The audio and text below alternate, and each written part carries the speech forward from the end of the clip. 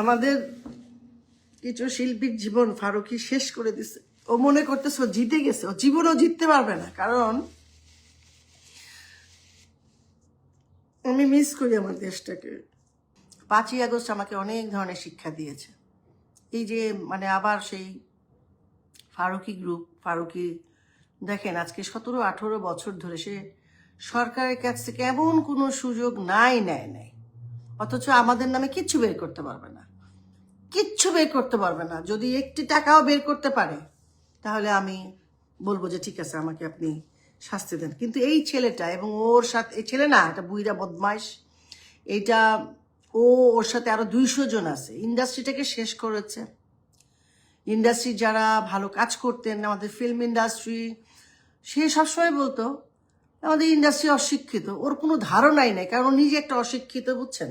আর সে একটা মানে কি বলবো ওর সম্পর্কে, এত কুৎসিত কথাও বলতে ইচ্ছা করে না।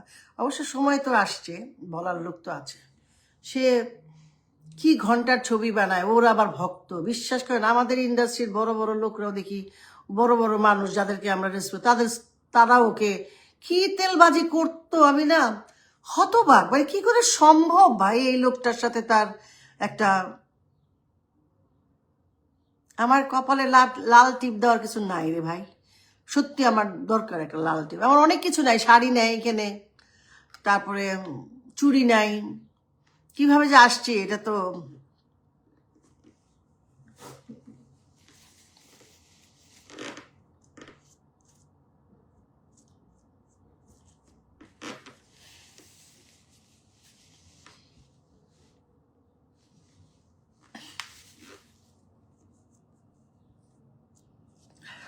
সরি,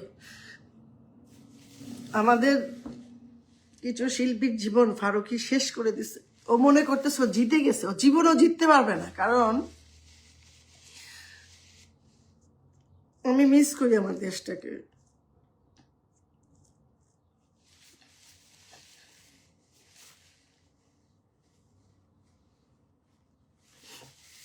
সরি,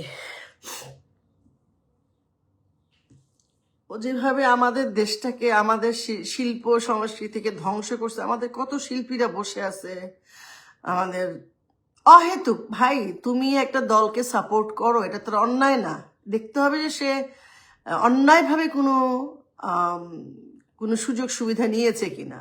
এখন আমাদের তো অনেক বন্ধু বান্ধব আছে যারা বিএনপি সাপোর্ট করে। আমার তো মনে হয় না যে তাদেরকে আমরা অসম্মান করব বা করা উচিত।